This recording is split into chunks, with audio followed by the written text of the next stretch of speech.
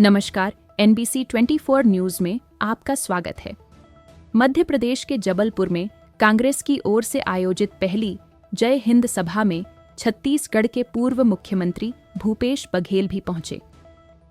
यहां उन्होंने सबसे पहले सौर स्मारक पर शहीदों को श्रद्धांजलि अर्पित की। वहीं पत्रकारों से चर्चा के दौरान उन्होंने ऑपरेशन सिंदूर को लेकर किए सवाल पर भाजपा पर जमकर निशाना साधा।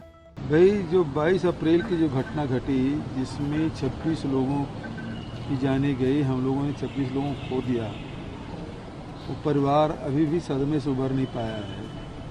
वो 5 आतंकी कहाँ हैं? प्रधानमंत्री जी, उन आतंकियों को पकड़ने के लिए सेना को क्यों नहीं भेजा? NSG क्यों नहीं लगाया? आपने अमित शाह जी क्यों उतार दिया? आज भी ऑपरेशन सिंदूर होने के बाद भी वो पकड़ा नहीं गया। दूसरा सवाल ये है कि जब हमारी सेना बढ़त बना ली थी और पाकिस्तानी सेना घुटने टेकने वाली थी, ऐसे समय में ट्रंप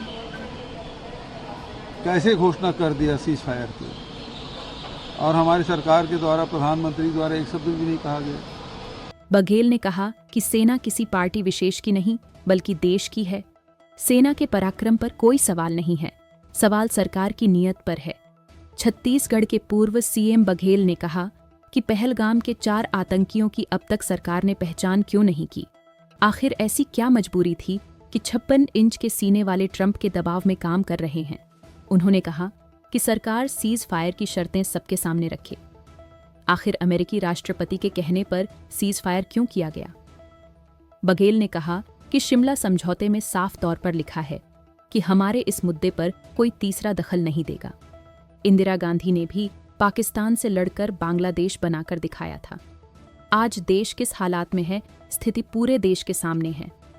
ऑपरेशन सिंदूर पर भूपेश बघेल ने कहा, पहलगाम में 26 लोगों की जान चली गई, क्या वो 4 या 5 आतंकवादी पकड़े गए? चूक के लिए कौन जिम्मेदार है? लोग आपके, सरकार के आश्वासन पर कश्मीर गए थे कि सब कुछ सामान्य है।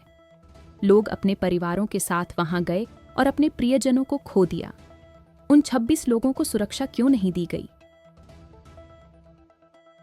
केंद्र सरकार के वित्त मंत्रालय ने आयकर विभाग में बड़े पैमाने पर प्रशासनिक फेरबदल करते हुए आधा दर्जन प्रधान मुख्य आयकर आयुक्त और मुख्य आयुक्तों को नई जिम्मेदारियां सौंपी हैं। इस फेरबदल के तहत IRS अधिकारी नवरत्न सोनी को मुख्य आयकर आयुक्त MP और छत्तीसगढ़ रायपुर की जिम्मेदारी सौंपी गई है। फिलहाल नवरत्न सोनी मध्य प्रदेश और छत्तीसगढ़ के प्रधान मुख्य आयकर आयुक्त के पद पर भोपाल में कार्यरत हैं। यह आदेश 1 जून 2025 से प्रभाव में आएगा और अगले आदेश तक लागू रहेगा। तो जुड़े रहिए NBC 24 न्यूज के साथ। धन्यवाद।